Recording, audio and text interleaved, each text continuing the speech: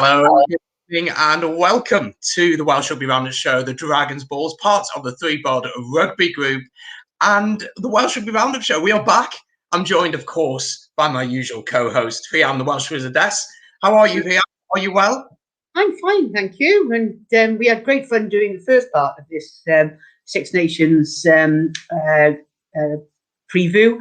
And now we've got our very own Dragons Balls part two.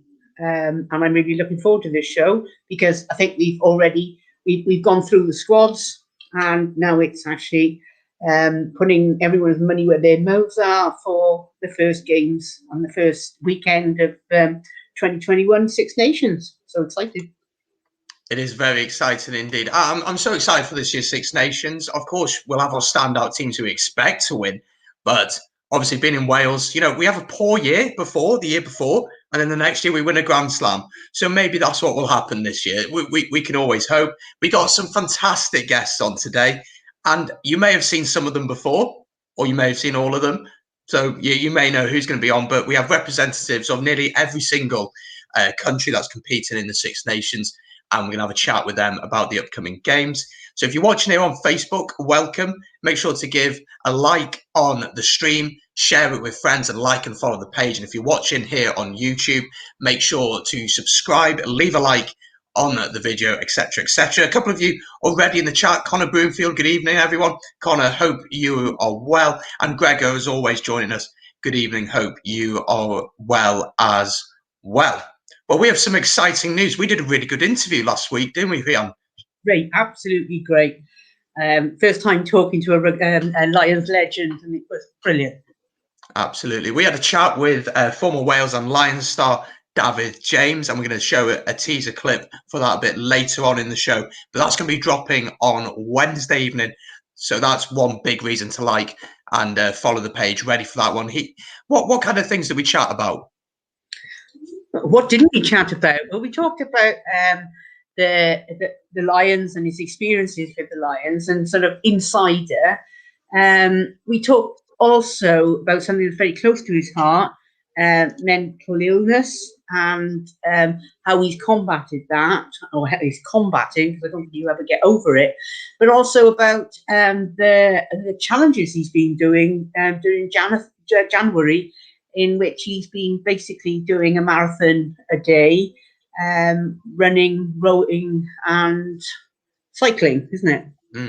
Yeah. And that he's done one every day through the month of January, so he would have finished yesterday. And we also touched on the Welsh team as it is now, and the pressure that Pivac's under in his sort of second season in charge. So I think we managed to talk quite a broad conversation with David, and fair play, he was an absolute star. He was indeed. We had a really good chat, didn't we? 15-minute interview starts dropping on Wednesday, and we're really excited for that. We've been teasing it out with clips over the past few days or so. Anyway, let's get on with tonight's show. So the big game of the weekend surely has to be the Kolkata Cup. England against Scotland. We're really excited for this one. And we're now going to jump stadiums. We're now going to end up in Twickenham. By the magic of technology, we are in Twickenham. Not quite as good as the Millennium, but we'll let the English person in the group defend Twickenham. Let's welcome her into the stream. It is Debs from 365 Sporting Days. Debs, how are you? I'm very good, thank you. Yeah, I'm very good. And on those stadiums, you won't get me saying Twickenham's better than Cardiff any day. Cardiff's my favourite of the lot. Oh, well done. It's a beautiful stadium, Millennium. Well, it's the Principality, but we'll stick with the Millennium. Yeah. But there we go. Debs, tell us a little bit about 365 Sporting Days. What do you do over there? Well, what do? When we can, I watch sport and I write about it. So I watch rugby union in the winter, a little bit of football if there's no rugby to see, and then I watch rugby league and cricket in the summer. In the first year, I numbered the events that I went to, and I went to 174. And I was still working then, so I tried to do more. But yeah, full on with the rugby at the moment. Obviously, we can't go, so life is quite dull for us all, really, isn't it? But I'm more writing. I've written an article about disciplinary situation in Premiership rugby, for example. Actually, I'll see something, have a think about it, and then put my thoughts down on paper. So there were 8 cited cases, and only 2 of them actually saw a red card, which that seems that there's something up with that for me. But there we are. Yeah. Absolutely. And I've just dropped a link to your page in the chat, so guys, do go check that out. And now we're going to welcome the Scotsman. So we got a Welshman, we got an English woman, we got a Scotsman. It's like we're walking into the pub. It's like we're about to start a joke. It is John Anderson from the Scottish Rugby Podcast. John, how are you, mate? Thanks very much, Brandon. Yeah, very well, very well. Delighted to be here again. Perfect. Thank you so much for jumping on once again. Scottish Rugby Podcast. Been going for quite a while now. I enjoy your different views on rugby and your different way of putting it across. It's quite interesting. For those of you who were not in the studio before, who are watching live from home, you had some interesting views on a certain individual. But tell us a bit about the podcast. Yeah, so the podcast is came out of so it's the Scottish Rugby blog, which is a fan site that's been running since 2007 up here in Scotland. And out the back of that, we started a podcast, and we're now 140 episodes deep for our sins. And as you say, we tried to take a slightly more meandering view of the world of Scottish rugby, and we tend not to take it too seriously. Obviously, we're all fans, and we want Scotland to do well, but we have our jingles, we have our strange segments that we quite like, and and we have our interesting partnership through the podcast as well. So if anyone checks us out, you'll see that we are sponsored by a certain male grooming product. So check it out. Absolutely, definitely. Do check it out. It's a fantastic show, and I really enjoy listening to your interesting views on Scottish rugby and rugby in general. But the big game, Rhian, is England against Scotland. How do you feel about this one?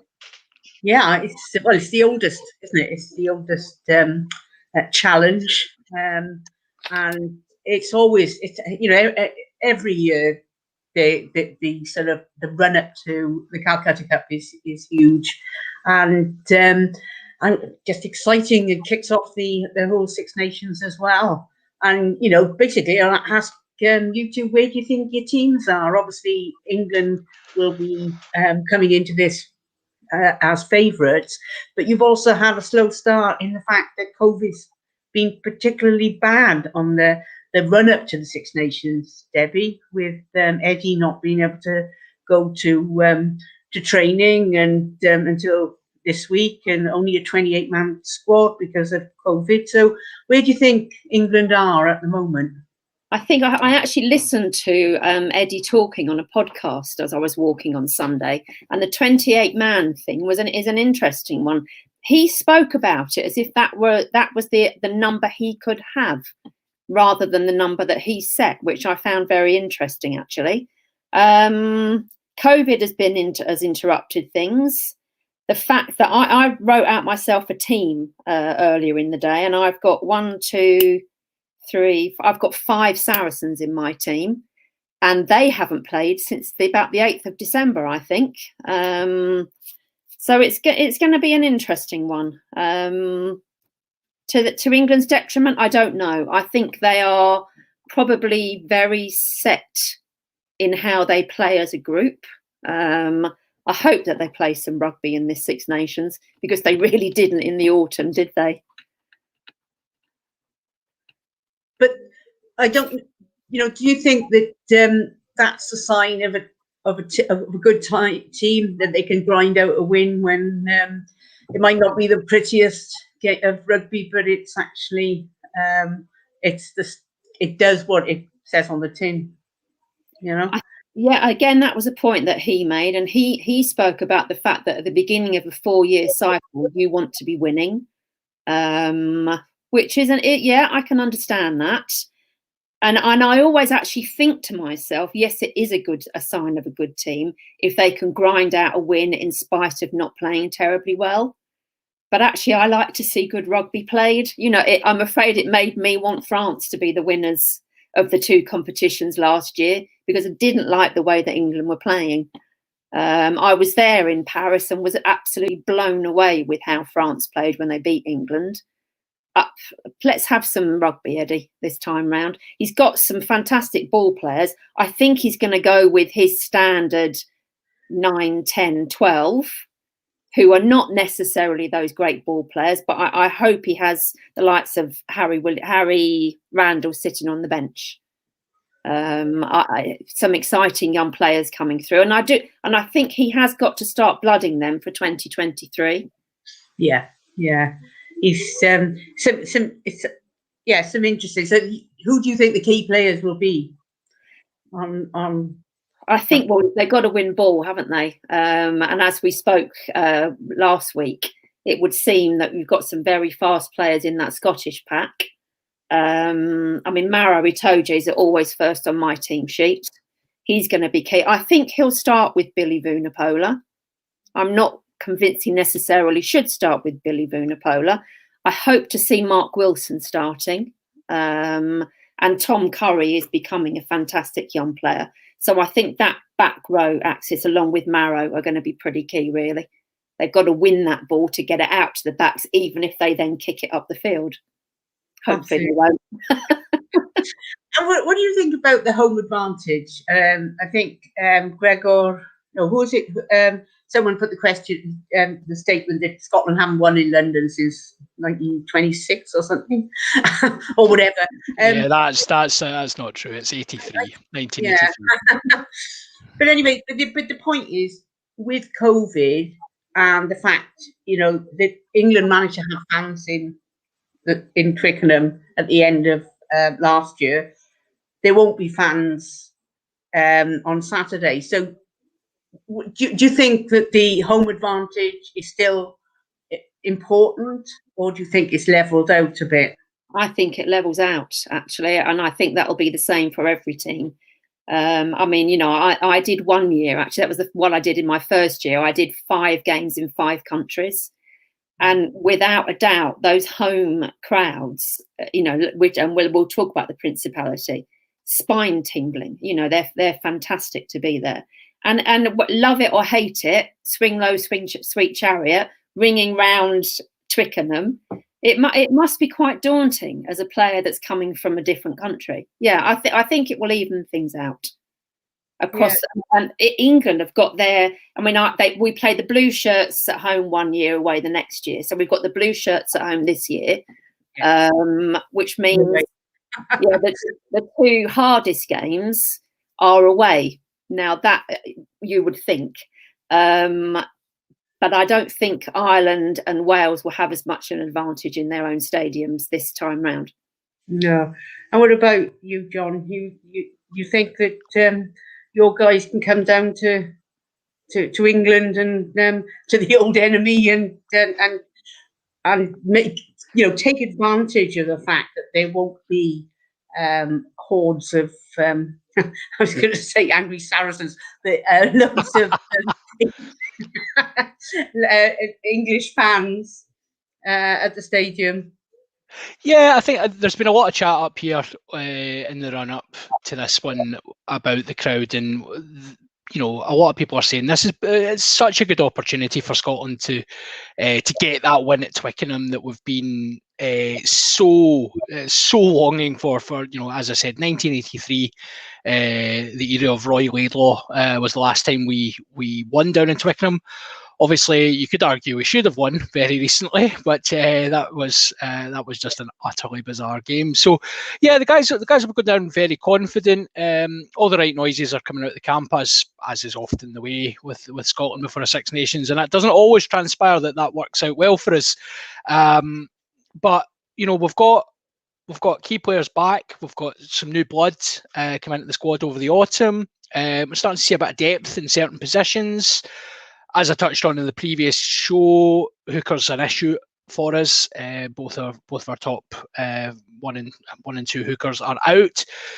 George Turner will have to come in and get up to speed very quickly. But the fact is, you've got Finn Russell in that team. He can make absolute magic happen, and with him making play a bit more, Scotland's game plan changes very slightly when Adam Hastings is at 10, and that Stuart Hogg has to do a lot more of the first receiver work because Hastings likes to run the ball and take contact more. With Russell in charge, Hogg's got more of a chance of actually being that strike runner that we all know he can be. So, yeah, I mean, we'll be going down, looking forward to it. It should be interesting. Yeah, and you think Scotland is psyched for this because, as you said yourself, the recent history of England Scotland has the history itself on paper has belied some of the games, So it's actually I just thought that Scotland would be quietly confident about this if they can get everything ticking, and that goes for England as well, doesn't it? If everything clicks into place, then and they play rugby, then we could have a really dinger game. Well, I think there's no shame in saying that Scotland have to have lots of things go right for them, and England maybe less than perfect performance for Scotland to have a shot at victory. But there's plenty of examples of where that happens. We watch this game a lot, and you see that happen all the time. So it will be interesting to see. I think, to the point about expansive rugby, Scotland will try and play. We've certainly been a lot more pragmatic since the World Cup. The Townsend game plan has shifted significantly. We're kicking ball a lot more. We're being a lot more. Less of the fastest brand of rugby in the world is what Townsend claimed when he first started, and there's not so much of that anymore. There's a much more pragmatic approach to the game, which then puts the emphasis on that contact area and that front eight. And we are going to have to work hard to keep England under control there. I don't see England going past 12 at any point during the game. I think they'll be very much ball up the jumper. So Scotland will be relying on guys like Hamish Watson to come in and cause a bit of problem over the ball. Hopefully we get the rub of the green with the breakdown, and then let's see what happens. Yeah, and I'd like to ask both of you guys. I'll be watching the game. Who should I be looking out for? Who's your special? From a Scotland perspective, you have to keep an eye on Duhan van der Merwe, the 6'5" South African born Scots qualified winger, runs like an absolute train. As a Glasgow fan, watching him playing for Edinburgh against us, it's galling when there's 6 players trying to take him down. He is an absolute machine, and he started his international career, tries a plenty. He was already showing a wee bit of a kind of relationship with Russell as well. So I think watch out for him coming up on short ball, and maybe taking a few English defenders with him. And Debbie? I think I'm going to go with Johnny Hill, who I think will be a starter. It was actually looking at the forwards. It was quite difficult to make a starting 15. Whether he will start or not, I don't know. But I think he could really make his name in this game. And then I'm going to go for 2 that I think will be on the bench, which will be they are two Saracens fully signed players, but Ben Earl and Max Malins are 2 very talented young players. I'd love to see Max start at 15. But I think that'll be Elliot Daly. So I'm going to go with the 2 Bristol players now, Ben Earl and Max Malins. Fabulous.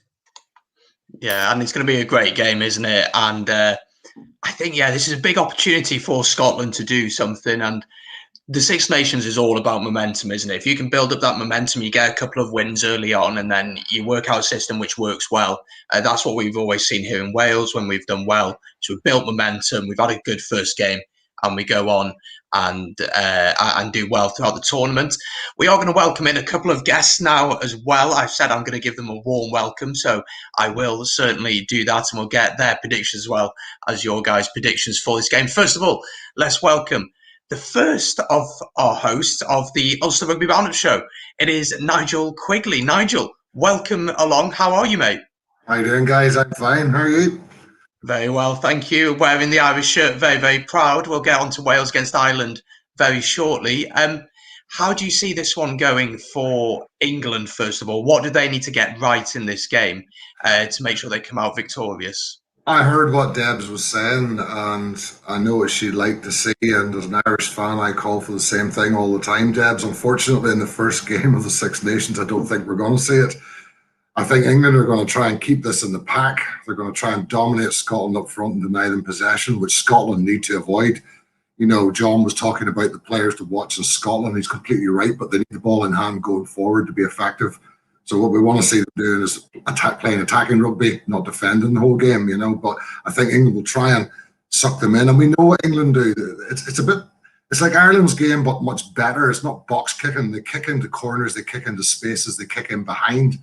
Whereas Ireland would try more box kick and challenge. And the range of attacking kicks as well. So Scotland have got to keep possession, get it away from the forwards quickly, and get those backs rolling. The English, I think, and we know Scotland will turn up. They always do for the Calcutta Cup games. So there's always going to be that extra edge from Scotland for that alone. But they just need not to get sucked into what I call a game that England will win, which is a forward slog. And I think, you know, that's something you've got to avoid with English. Absolutely. And we welcome our next guest. It is Luke Vulemi. Have I said that right? My French, I have not done French since year 9 of school. I don't think so. Have I got that one right, Luke? Vulemi. My French is not what it should be. No, it's fine. I'm France. dyslexic. It took me to secondary school to learn how to spell my own surname, so don't worry about that. But welcome along. You are a French fan, of course. England against Scotland. Are you torn a little bit on who to support here? Yeah, I mean, yeah. I like Scotland. They play good, exciting rugby, and I think that's what everyone wants to see from a mutual perspective. Like, we all want to see rugby, and Scotland certainly play it. They play more exciting rugby than England, but England are they're pretty well drilled, aren't they? And absolutely, I think they've got so much depth to their squad. England as well. Like other teams, they have a few injuries and they're really struggling to keep up with some of the other squads. But England's squad, they've got so much depth to their squad. They could have a few injuries and they make no impact in their squad whatsoever. Yeah, definitely. One player that I'm a massive fan of for Scotland is Finn Russell, who's been playing out in France with Racing and doing very well.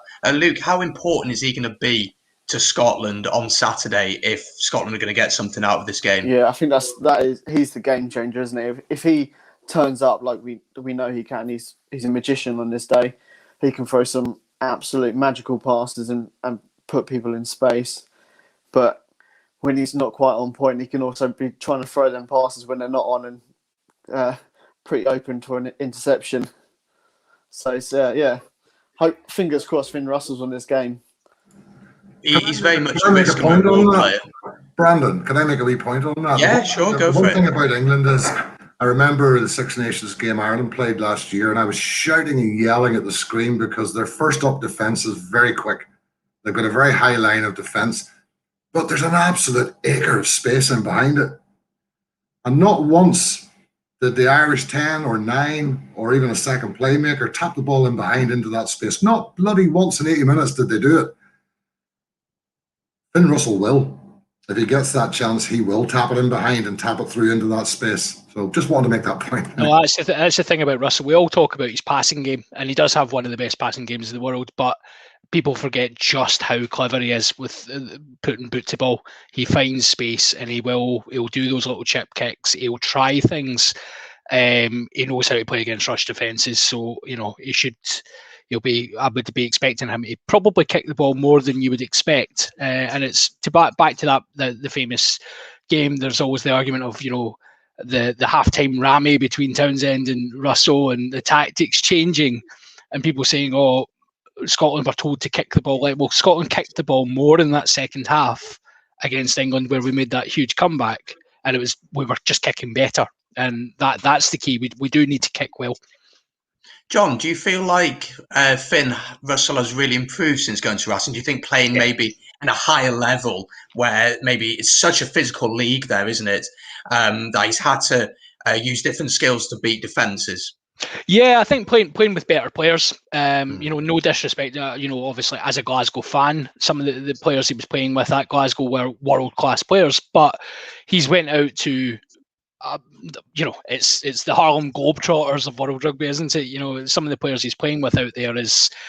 You can only learn, and you just have to look at the relationship between him and, say, Simon Zebo or Juan Imoth, and the absolute telepathy they're developing, and just clever players doing clever things and doing it well, and it's just so entertaining to watch. And I think the other thing, people were quite concerned about Russell when he went to France, because he's not the biggest fly half, but he is so stupidly brave when it comes to his defence, and that hasn't been an issue in France. He's continued to develop that side of his game. So no, he's improved immeasurably. He went to France, probably one of my favourite players. He's in France. He's probably one of the best players in the world. Definitely, and he is the definition of world class for me. Let's quickly go around all the panelists then and get your predictions. Let's start with Luke. Luke, how do you see this one going? I think it's going to be a battle, and yeah, I'm going to go Scotland. Oh, Scotland, by how much are you saying? I say Scotland by 5. So Luke going for a close one. Nige, what about you, mate? I would actually make a prediction after 5 minutes, easier than I would make one now. Depends on if Scotland can get the ball flowing, they've got to go wide. They have to. If they can do that, they can win this. If they get into a forward fight with England, they ain't win. Simple as. So I don't know. But if they do that, I can see them winning by 5 to 7 points. If they don't do it, I can see them losing by 15 to 20. And that's the difference in the two games, I think, to be honest. It really depends on how they kick off. So we'll see on the day. I mean, England are favourites. I've got to say, they've got to be favourites at home. But I think Scotland play the right game. They can beat them. Yeah, there's no point Scotland getting dragged into a physical game, trying to win the physical battle, because it's just not going to work. They've got to play to their strengths. Debbie, what about you? How do you see this one going? Surely you've got to back your own country on this one. I agree with Nigel on this, but yeah, no, I do back England. I think England by 10 for me. Oh, so a bit of a gap. Rhian, what about you? How do you see this one going? So I'm always there for the underdog. So Scotland for me.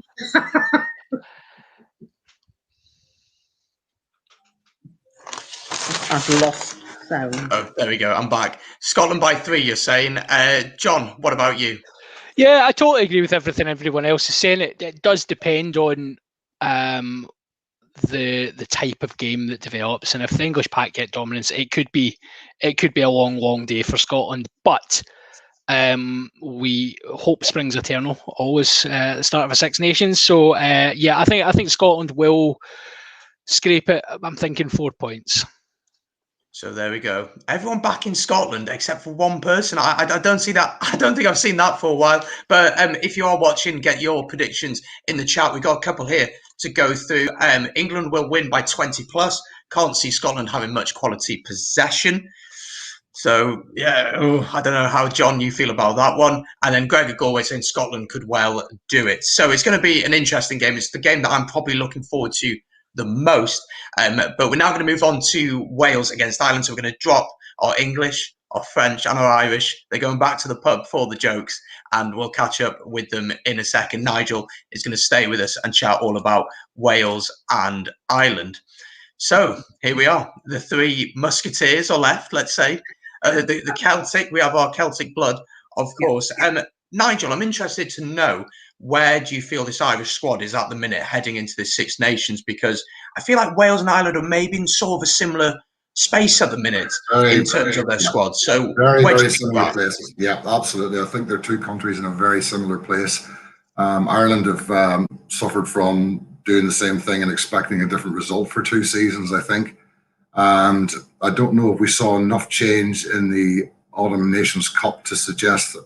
I think we did see a hint of it, that he does want to start trying some more expansive plays. But there's a revert to type thing went on in a couple of games too, where we got stuck back into the carry contact box kick game, and that's no good with the players that we've got out in the back lines. So I'm hoping they will use the forward power they have got, because they're a decent pack. They'll secure possession, most of the time. They will turn over possession occasionally, but occasionally lose. That'll probably balance. But they can secure their own possession quite easily. They've got to get those backs working. I want to see the likes of Gary Ringrose taking the ball with a little bit of space and a little bit of pace. I don't want to see him carrying the ball into contact if he plays, of course. I hope he does play, because I think we need him plus another centre to make that centre pairing effective. I think if we put two of the big lads together, we're just going to get same old, passing the same again. So I'd really like to see them open up the play. Obviously, I think Ireland will go strong this weekend. I think there's a nervousness in probably both camps. I think Wales will go strong too. I think you'll see the best available 23 this weekend. Whether we'll see the likes of Tadhg Furlong, I don't think we'll see him start. You never know. He played a game last weekend, but he's only back from 18 months injury. Ian Henderson's another one. He's just back from injury, but he tends to defy the medics all the time. And seems to be fit and raring to go. They have, Ulster men, they have been training with the Ulster squad at the weekend and played a game against the Ulster squad. So that's fairly good preparation. I saw the video and it was quite intense physical training and game training. So that's good to see and helps Ulster as well with no games. But I think Johnny Sexton's probably going to start at 10. I'd be interested to see who's on the bench. I hope it's Billy Burns, obviously, not because I'm an Ulsterman. It's because I like Bernie. He's a great, solid player, but he brings the same game as Johnny Sexton and probably not as dynamic. Whereas Billy Burns is a kind of 10 that can change a game from what you've been doing. He'll start looking for the gaps in behind, the chips through, the kicks to the wings. So it's a plan B kind of thing. So I hope he's there. If not, then we know what Ireland are going to do. They're going to contact, ruck, and kick chase. And they might win that. They certainly won't win the championship with it. It's a first weekend as well. I mean, it's going to be a easy game. Let's be honest. It's going to be a lot of mistakes this weekend. We're going to look at it and go, God, that wasn't great, perhaps, because sometimes that happens on the first weekend. And both teams are nervous, and I think both coaches are under a bit of pressure, frankly. But I think we'll see two strong sides, and they're going to go for it. Yeah, I think from the Wales point of view, I think that's the same. We're going to go for a strong team. I think Pivac is certainly feeling the pressure. And I'll ask Fian this question in a second, but I'll bring it to you first. I feel as if at the minute here in Wales, for Pivac, if he has a poor Six Nations, then the Welsh Rugby Union need to act at the end of this Six Nations. I'm not saying that I want him to get the sack, because the style of play he brought to the Scarlets was really attractive, was really good to watch. I really enjoyed watching it, even as an Ospreys fan. But if we want to bring someone new in, the end of this Six Nations is the right time with the World Cup in 2 years for that coach to implement his style and get what he wants across over to the team. From an Irish perspective, looking at Wales, where do you think we're at the minute heading into this game? Are you confident going into this game against this Welsh team with because I feel we're a little bit all over the place. What's the viewpoint in Ireland of this Wales team, do you think? It's a team in transition.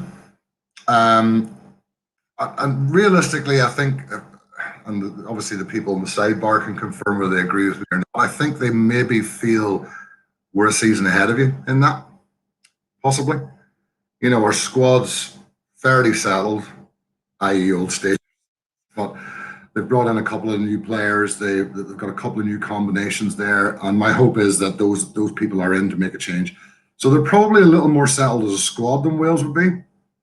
And that would work to their advantage, I think. I mean, Irish fans are reasonably confident about this game. I don't think anybody thinks Ireland's going to go to the Principality and kick Wales backside, but I think they do feel that where we are compared to where Wales are, we're probably a bit ahead in the transition at the minute, and that might be enough. But like I said, first weekend, players trying to make a name for themselves. You know, you don't know. On paper, probably Ireland are just edging it. But as I say, you just don't know on the day. It's going to be a cagey one for sure. That's why I say. I think so. Yeah, I think so. Probably not going to be a classic. In fairness, it's not. I think, you know. But hey, we've been pretty on before.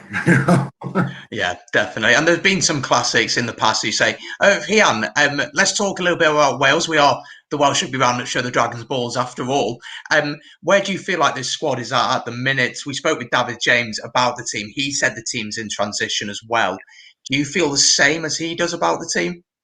Yeah, I think the one perhaps advantage we'll have as a team in transition this weekend is that some of these senior players he's got in the squad have got to prove themselves, and it's either prove themselves or they'll have to let go. They'll have to let go of them, and I think this is what the Six Nations will be about: is whether some of the senior players who perhaps haven't stood up yet to the plate under pivot for whatever reason, they either will and will certainly find perhaps George North found form now on with the regional side, if he can translate that back into the international side, and that some of these, as I said, the senior players stand up to the plate, or some of the youngsters coming up and basically the future pivot's future show us that they're there for a reason, and so I think from what I gather from the camp, everyone's quite buoyed up, and that to me is good news. If that's true, it seems that perhaps whatever differences there's been going on, or whatever has been brewing in the background over the last season or so, maybe they've sort of put it aside for now, or perhaps it's been worked out. I don't know, but I think that's so exciting. As Nigel said, the first match of the Six Nations, we're still at a point where anything can happen, and I hope that that, as I said, the positive stuff, that everyone's got a point to prove, and that this will be a turning point for Wales, where transition becomes established. He's got some experienced players back who haven't played for a few years, so it's going to be interesting. Yeah, I think one of the players we certainly missed in the autumn was Josh Navidi, and he does the little jobs that you may not notice, the little dirty work, the work at the breakdown, slowing the ball down, legally or illegally, I don't know, and putting in those big hits, carrying the ball occasionally. I think we really missed him. Nige, who's going to be the key men for Ireland on Saturday? Who's going to be the ones that secure that ball for you and give you the platform to play, do you think? Well, I think if we look at ones that are certain to start, I think James Ryan, frankly, needs a big game. I don't think he showed enough in the Autumn Nations Cup. He had a couple of dull games, but we know what he can do. So I think he needs to show, and we need to see something from him. Depends who starts beside him. It could be Delan. I have a notion if it's not Henderson, it'll be Tadhg Byrne, because they're going to want his Jacqueline, because he's playing really well for Munster at the moment. But again, hasn't really brought that into the green shirt as yet. So we need to see that transferred into the Ireland shirt. It's there. He just needs to bring it. In the back line, it's pretty much, I mean, Keenan's probably the new face to watch out for. Because let's be honest, if he goes with Murray, Sexton, Henshaw, Ringrose, which I suspect he probably will, we know we're going to get there. We've seen it dozens of times. There's nothing to watch there. We know what's coming. So I'm looking for something that might be different. Depends who starts on the wings as well. Will he go safe and maybe go with Larmour and Conway or Earls, or will he put James Lowe on? James Lowe, the hype around him's been phenomenal, but we need to see that in an international shirt as well. It's a different thing, playing behind a comfortable pack and a dominant team. Will they even play it wide? We don't know. Because, I think Ireland have been playing 12-man rugby for the last 18 months. So there's a lot of ifs and buts, but I think certainly we must see Ryan come to the fore. I think Keenan, if he starts, which I suspect he might, unless he goes really uber safe and puts Larmour at fullback and Conway and Earls on the wings, which he may do. But I quite like a look at that lad, Keenan. And I think he offers something different, and we need something different. So I think possibly those. Will he mix it up a bit? If Burns is on the bench, he could be one to watch, obviously, because we know he can change the way the back line operate. It's a fairly predictable squad, really, as gameplay goes. I think we're going to be the same here in Wales. We're going to pick, well, you just look at the squad in general, and it's a safe squad, isn't it, for Wales? There's nobody really standing out who you feel like, you're in there for a bit of experience. The only player for me who maybe has missed out a bit, unluckily, would be Rhys Webb, who's been playing really well for the Ospreys over the past few weeks. I actually did a video about the scrum halves situation in Wales between Thomas Williams, Gareth Davis, and Kieran Hardy. Kieran Hardy's in the squad, which is interesting. Not too sure why exactly, but someone like Rhys Webb has been playing really well. Rhian, quickly, before we get the others in, to get the predictions in, key things for Wales to do right on Saturday to win this one. What do we need to do? Set pieces. I hope they've sorted those out, because that was an absolute disaster in the autumn. And getting quality ball. It's really, really important, isn't it? Getting it out there to the you can't play if you're not getting quality ball, and that's been one of our issues in the past. And that, again, it's almost as if, like Nigel said about the game against the Calcutta Cup, it really depends which Wales comes out in that first few minutes as to where that game's going to go. I think because it's going to be a lot of nerves out there, and again, sometimes it's so frustrating that they've got wings screaming for balls, and it just doesn't happen, and it doesn't, or they don't. There seems to be a lack of communication, and I really hope that's sorted out, and they've sorted out their defence, because that, again, sort of how it could go in such a short time from sort of World Cup almost beating South Africa because of a brilliant defence to absolutely hemorrhaging tries. I don't know. So yeah, I think we have to earn the right to play, don't we? That's the big issue with us last year. We just tried to play, and we just hadn't got the platform to do it, and then we'd lose the ball. And we saw against Ireland in last year's Six Nations, our defence was all over the place. Stockdale had half the pitch to play with. It was ridiculous. But anyway, let's quickly get our panellists, the rest of the panellists, in to quickly give their verdict on this one. Let's come to John first of all. A quick sentence on this one. How do you see it going? Yeah, I mean, it's never a classic, is it? It's always a bit grindy. There's often a lot of mistakes, and it's usually settled by the odd error here and there. I see this one being a bit of a penalty fest, to be honest. Probably lots of goal kicking from both sides, and probably being one to forget. But I do reckon Ireland will grind it out, because I think Wales are in quite a poor place, actually.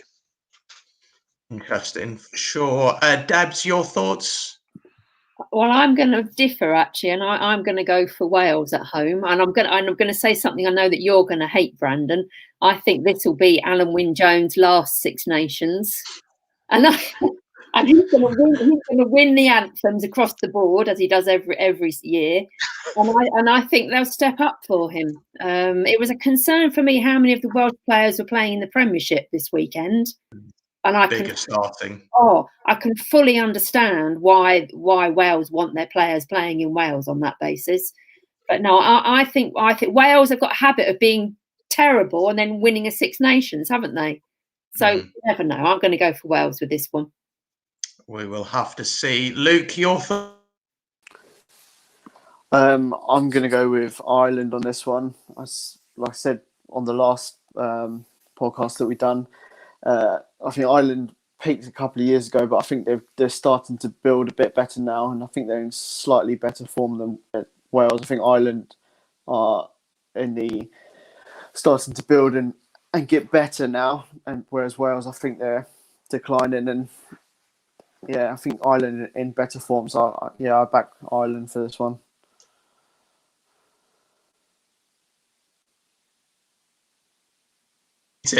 That's good. I'm muted. I'm talking. I mean, some people would enjoy seeing that. They wouldn't have to hear my voice. Nige, how do you see this one going, pal? Well, I'm Irish, so I've got to go for an Ireland win. It's going to be a close enough game. I think it will be a sketchy affair. It's going to be a tense affair. Coaches, two squads. I think Ireland by a couple of penalties, 7 points maybe. I think John's possibly right. There could be a lot of mistakes, a lot of penalties in it.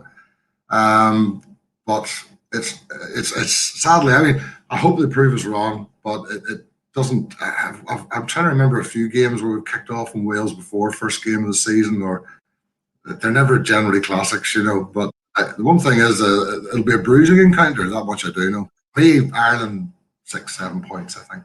Yeah, I think there's going to be a lot of reset in the scrum and penalties at the breakdown in this one. And finally, Rhian, please say you're back in Wales. I am actually. As I said, I just see a different. To me, being Welsh and looking at those games in the autumn, we were getting better. We weren't getting worse, which was actually a bit of a positive to take. And it's all about that keeping developing, isn't it? And I'm not going to say anything about Alan Wynne-Jones. I think they need him at the Principality with no crowd. I think they need him to remind them, where they are. They're at our HQ, and so I'd like to think they'll. Yeah, I think it's going to be close either way. My heart says Wales, my head says Ireland. I won't tell you my prediction until the end. That's how we're gonna leave this one. We're gonna drop our panelists down and we're gonna have a quick chat, me and Rhian, about something very, very exciting that we did that we've mentioned already. We had our fantastic chat with David James. We've got a teaser clip for you now. The full show is going to be out on Wednesday evening. The full interview, 50-minute interview with him. What an interview it was. And we asked him, where did he feel like this Wales team is right now? So have a look at this and we'll be back with you. Incubation stage, to be quite honest with you. And I'll explain why, because the coaching staff has all changed. Some of the players are the latter part of their career, and unfortunately, is such as a cycle of professional sport. And when your time is up, it's quite ruthless. Look, Wayne Pivac has come in with different ideas. He wants to be a little bit more expansive and a little bit more creative. He's going up against the old guard a little bit. He's trying to teach old dogs new tricks, so to speak. And it's difficult. It's like when any sort of business comes in with a new management, they're going to bring their own ideas. And what we've seen, and you're quite right. It was a tough year, and you just got to persevere. Warren Gatland's gone. Sean Edwards is gone. They were big for Wales, but if you can recall back, for the first 3 years, Wales were non-existent, really. So there we go. That was a very small clip from our interview with David James, as I said, out fully on Wednesday. So be sure to like and follow our Facebook page here, the ThreeBod Rugby Group, and it'll be put on live here for your viewing pleasure. We've jumped again to a different stadium. We're now in beautiful Rome, and we're going to talk about Italy against France. So we're going to welcome Luke back into the stream. First question for you, Luke, then, is where is this French squad at? How do you feel you are heading into this one? Because there's some big players missing, isn't there? Yeah, some huge players missing. But I think France in the Autumn Nations Cup final against England, I think France have proven that they've got depth to their squad to supposedly put like a second and third team out and play like they did against England's first team and take it to extra time like it was and possibly should have won. There's a few players that have come in from that final into the French squad, like the fullback Dulan, who played awesome that game. He'll probably be on the bench. I suspect Boutier will start. But yeah, excited to see how they play. It'll be really exciting to see how they play. They obviously played probably the most attractive rugby of the tournament last year. So the big people who are missing are Vakatawa and the fly half, whose name has completely gone out of my head. Ntamak, out. Who will come into the team? Jalibert, I assume, at fly half. Yeah, Jalibert's been. How will those injuries affect you, do you think? I mean, Jalibert has been on the bench for the last Six Nations, and he's an awesome player anyway. Like, I would be tempted to start him in the French squad and move Ntamak to the centre. Like Ntamak, when France won the Under-20s World Cup, Ntamak was playing in the centre, and Carbonard, who's probably going to be on the bench for France, was playing fly half. Like Jalibert is a very good player. I'm not against Italy. I'm not too concerned about that. Yeah, he's a very good player. Yeah. Rhian, let's chat a little bit about Antoine Dupont, probably the best scrum half in the world, played amazing in the Six Nations. How big of a player is he going to be for France? Oh, awesome. I just love seeing this French team play. I think they're just so exciting to have those youngsters come in and, just be so French. Playing that flamboyant French game, which everyone else aspires to, and I think Debbie was talking about it earlier with England, wanting to see them, running with the ball, and that French flair when they play well, and this group who haven't even, they're nowhere near their best yet. Are being sort of groomed for the World Cup.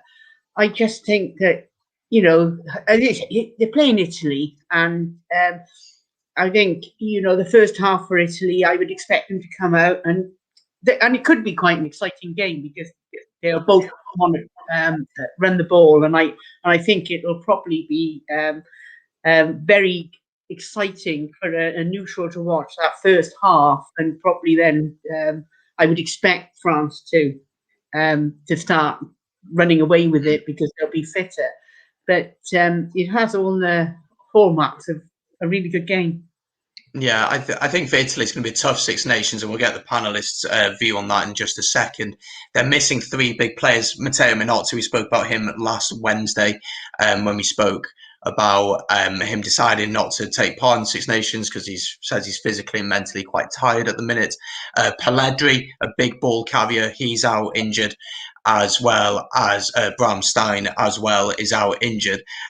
Luke, before we get the rest of the panelists in, your thoughts ahead of the whole Six Nations in general. How confident are you, and what do you think the mood is amongst the French fans as well?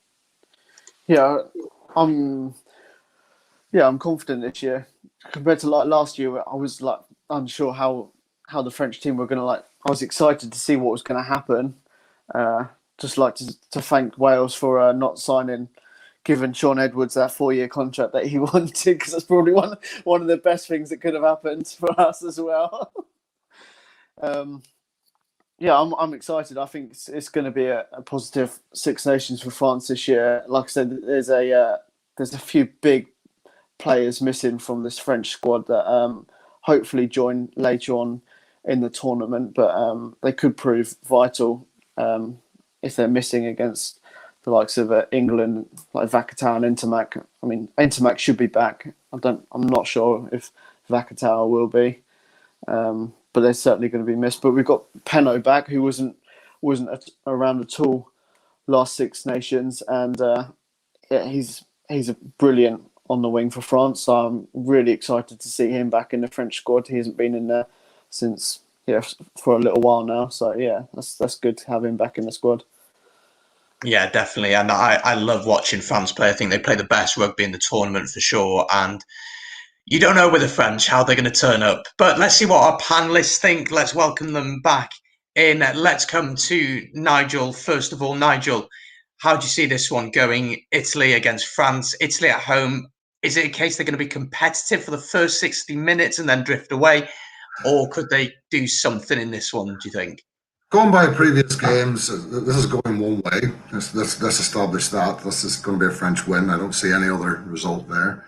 I think Italy will probably stay with them for 45 minutes, maybe 50, and then the French will put the gas down when they're tiring a bit and probably stick 4 or 5 tries on them in that last 25, 30 minutes of the game. Because you've got somebody like Dupont. You talked about Dupont. He's going to terrorize that. If that Italian team tire, which they normally do in the last quarter, he's going to absolutely terrorize them because he does that. And that, by the way, is what France have done. I mean, how many fans, we're all fans of our own countries here, are yelling at the coaches, give the kids a chance, get some of these kids through, I watched, one or two of you may know I'm an Ulster fan. I may have made that clear. That's something Ulster are doing this season. They're letting the kids play. They're coming in. And I'll tell you what, just like different level of club, of course. My God, some of the plays they come off with are phenomenal. The kids that are being produced now are fantastic. What France has done, I tell you now, is going to make them one of the favourites for the next Rugby World Cup. Never mind this Six Nations, in my opinion. This team are going places. So it's going to be for me, it's a 20+ win, and I'm probably being kind to Italy there if I'm honest. But I'm going to try and give them a bit of a show in the game. It's a 20+ win with France really putting it to bed in the last 20-25 minutes. I'm actually really excited for it now. I wasn't that excited before because there was going to be no fans, and now just listening to everyone chat, I'm getting quite excited. John, Nigel alluded to it before, of course, building towards the World Cup. But after having so much success now, this French team, do you think there's a little bit of pressure on them going into this Italy game? Is this potential banana skin, or are you thinking no chance? It is France's win all day. Well, yeah, I mean, it should be. I mean, if you're talking percent, yeah, 99% certain it's a France win all day, every day, and twice on a Sunday. But you never know. France do have a tendency to do that. They still, and there's part of this that comes down to, as Nigel rightly says, bringing the youth in.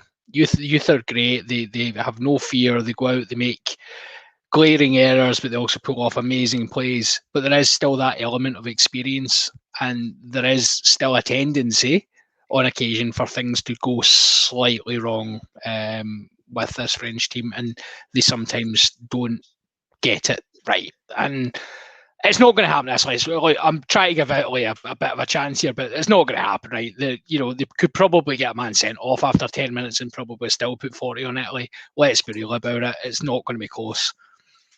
Yeah, I can't see it being that close. But Debs, what about you with Italy? What would be the hopes for Italy headed into this Six Nations? Is it to try and develop a little bit more, or is it to get one win? What do you think the goal is for them?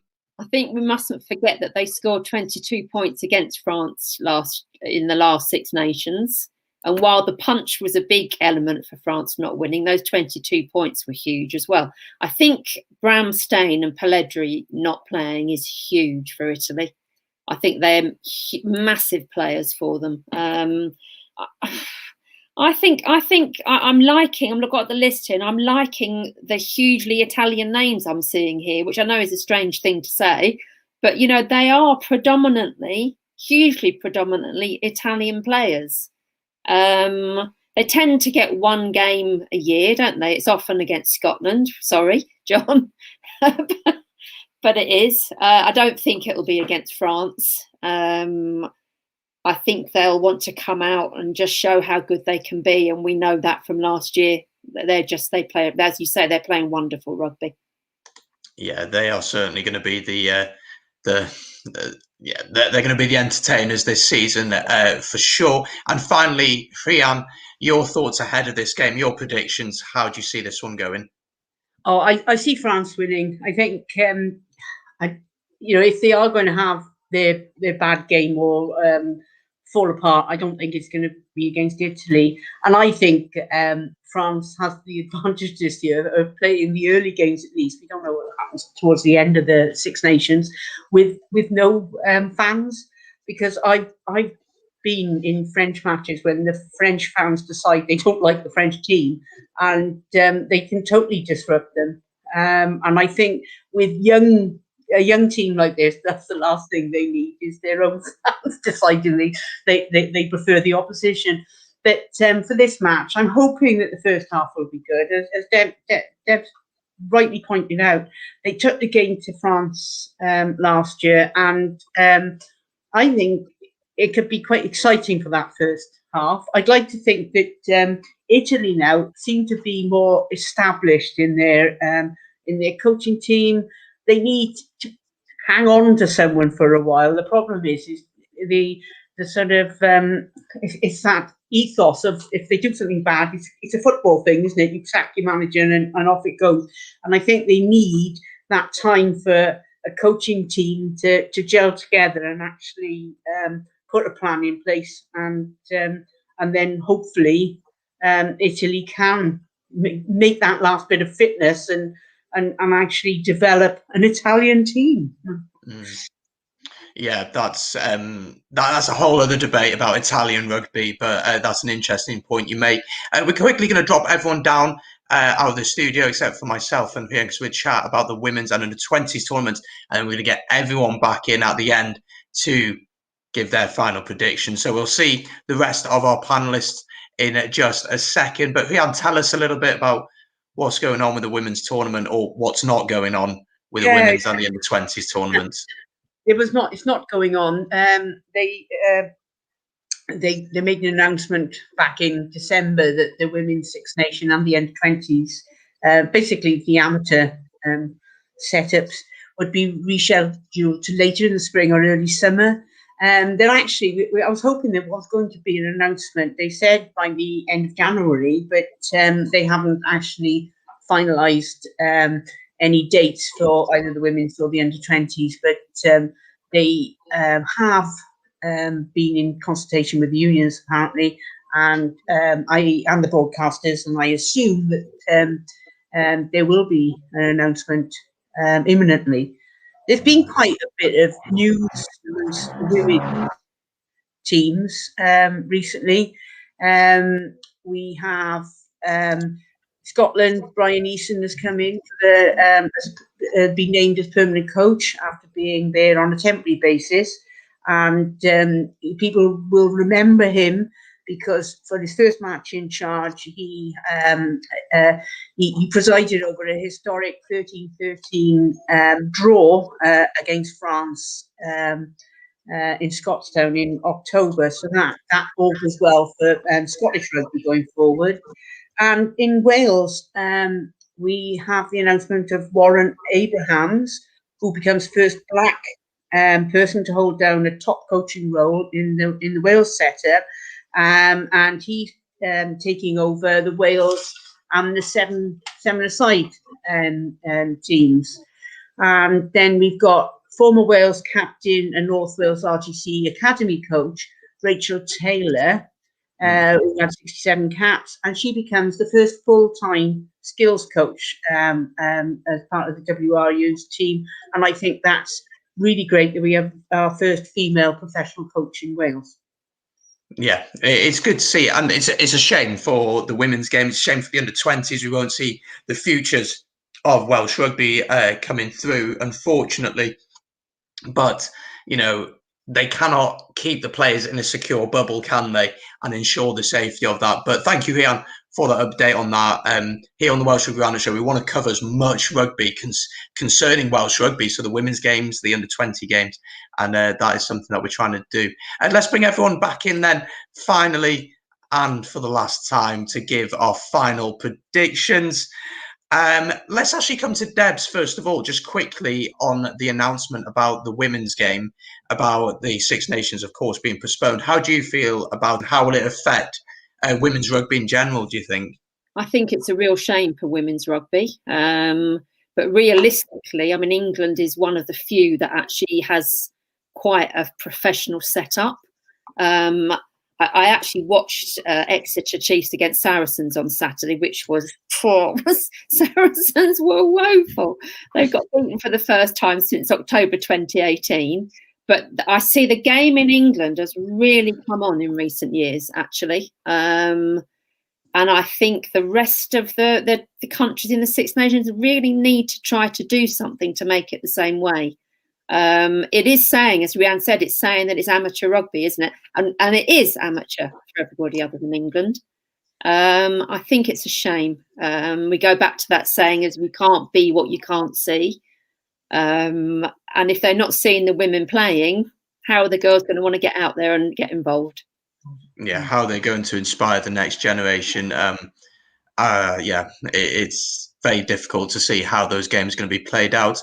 Let's quickly then get a prediction, the winner of the tournament. I'm going to ask for your winner. I know it's hard before the Six Nations, but put your neck on the line and let's see who you're backing. Let's first of all come to Luke. Luke, who are you backing to win this tournament? And who's going to get the wooden spoon? And if you say Wales, you won't be back on. France, of course, going to win. I think you can't bet against your own country, can you? No. So yeah, I'm going to say France to win the Six Nations and wooden spoon Italy. More comfortable about Italy getting a wooden spoon, but we'll see. Yeah, it's hard to see early, before the Six Nations starts. Hard to see. It is. And it's all about building momentum, isn't it? And if you get a couple of early wins, it's like Gatland said in his last year, we win that first game in Paris, we win the Six Nations. Luckily, Pivac hasn't said anything as stupid yet, so we're all right at the minute. But Luke is back in France, Italy, to get the wooden spoon. Nigel, your predictions, please, sir. I'm torn between England and France to win it. I can't really decide who would. I really can't decide. I'm torn between the two. Again, the first weekend will tell us a lot about where the other teams are and what they're playing and what their game plan is. But at this moment in time, I can't see it going to anybody other than France or England. And sadly, I agree with Luke. It's going to be Italy for the wooden spoon, I think, again. I don't see them winning a game in this tournament, to be honest. I mean, they're improving in certain areas. They're trying harder. It's very small steps, but I think this season's we're not going to see much improvement this season. Yeah, sadly, I have to agree with you. Debs, are you going to back England to win this one? I went with France last week, didn't I? Someone made the point about France playing both in Ireland and in England.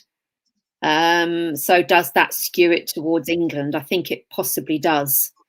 I'd like to see rugby win this Six Nations, and that is France. But I have a feeling that the attritional rugby will do it again.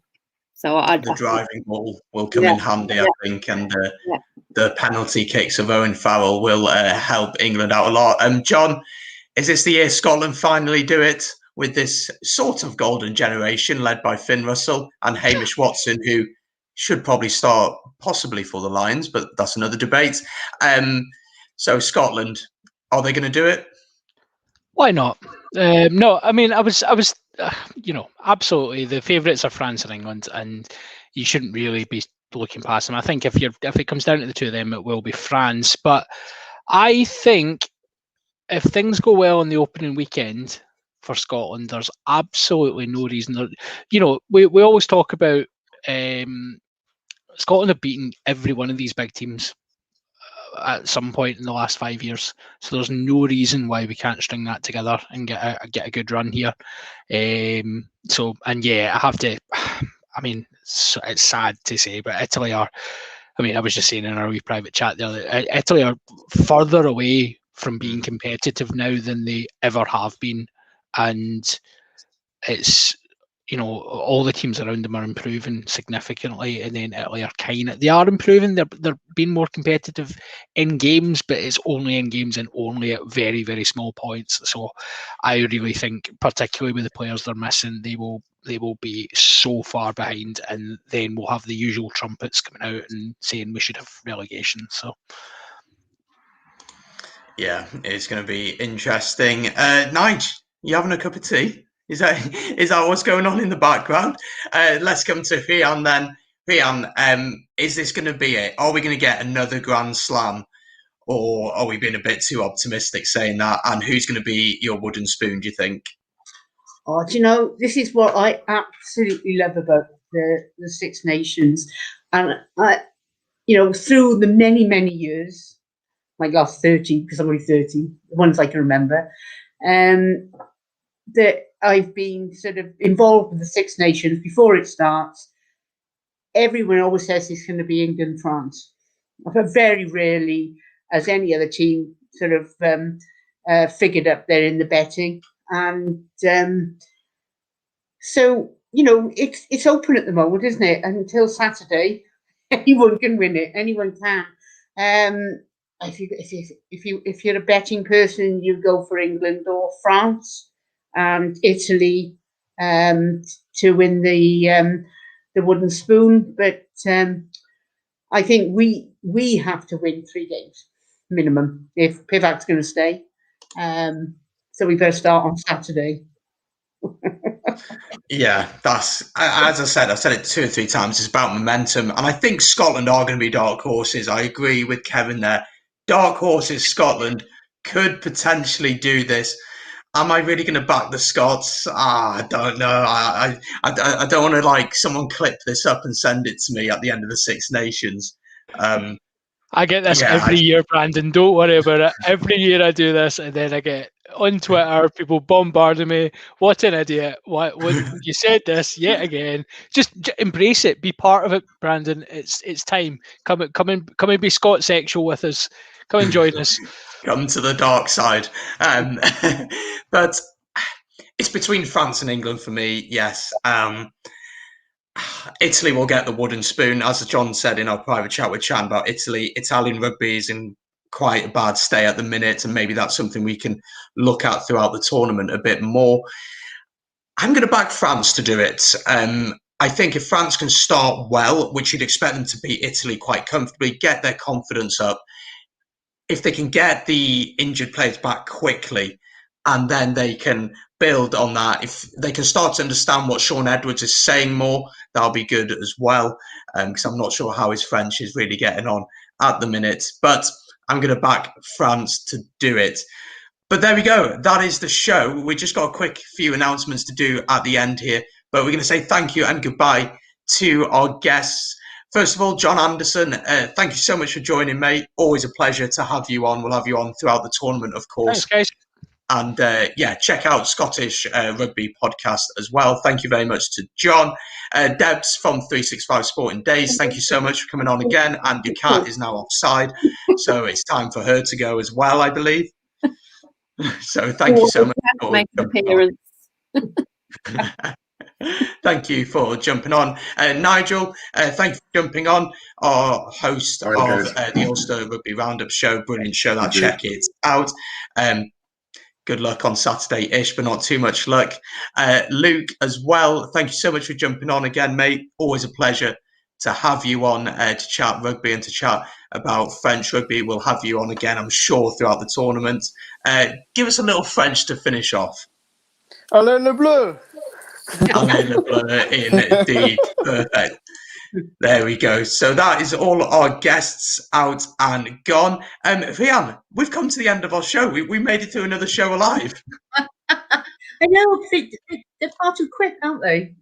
You just get warmed up and it's like the end of the show. But we've got, at least we got rugby to look forward to. It may not be where we want to be. We can't be in the Millennium or in a pub or in a club. But at least we've got rugby, and who knows? By the end of the Six Nations, we might have fans in stadiums. Yeah, we'll have to see on that one. But I'm excited for it now. It's like the warm up. It gets you ready. It's like Christmas Eve, isn't it? It's It's getting ready for it. So just a few announcements from us. As I've said many times on the show already, David James interview out Wednesday night here on the page. So like and follow the page. Subscribe if you're watching on YouTube. Loads of clips go up from the show on our YouTube, on Twitter, on Facebook as well. And also Thursday night, it is the South African Rugby Roundup show. And that will be 7 o'clock UK time, or if you're in South Africa, 9 o'clock UK time. But that's it from us. Rian, thank you very much for joining me once again. And we'll be back very soon to chat about Welsh rugby, won't we? Yes, how brilliant we're doing in the Six Nations. Absolutely. Thank you so much, Rian. Thank you guys for watching. Enjoy the rugby on the weekend, and we'll see you very, very soon.